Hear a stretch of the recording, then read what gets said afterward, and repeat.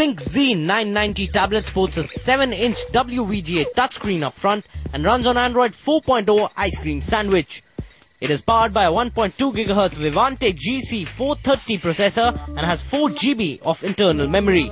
For connectivity to other devices, it has micro SD card support, full USB port, a mini USB port and an HDMI as well. It also features both Wi-Fi and 3G support and comes at a price tag of Rs 9,000. Those are the specs of the Z990, and for a 9,000 rupee device, it actually packs in a lot. But is that good enough? Let's start with the design. It's all plastic and feels a bit clunky. Tad bit cheap feel. But I guess that's what you get for that price. Power and menu buttons are on the top, but sadly no volume rocker buttons on the side.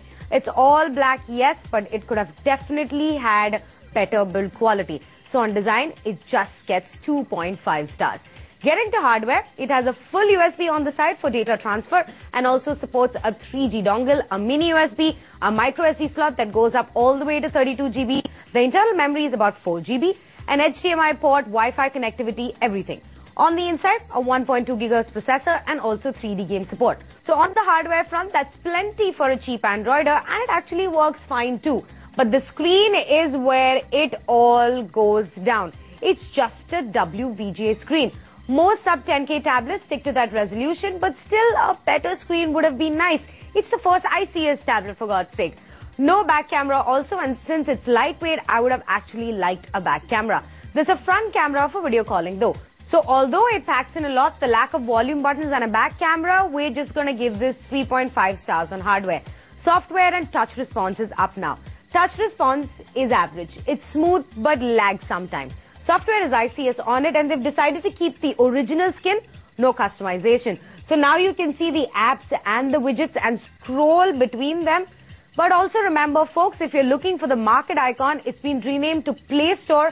So that's the icon you're going to look for when you want to download your apps. Not many bundled apps, which is also a downer, and also the interface is a bit slow and sluggish at times.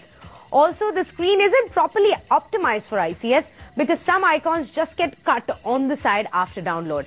It supports plenty of video and audio formats, so that's good, but you're really going to miss those external volume buttons there.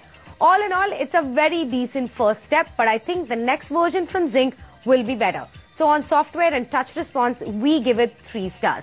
Coming to the camera, as there's no back camera, there's only a front camera, which is the same across most tablets, so no rating on the camera. So, for 9,000 bucks, is the Z990 a good ICS tablet? Well, it's a step in the right direction, but it's clearly too early to buy an ICS tablet now. We suggest wait and see what the competition brings to the field and also see the next version of this device. It's got plenty of problems now, but it's still a good attempt. Save the 9,000 rupees and be patient. So the Zinc Z990 gets 3 stars on Technoholic.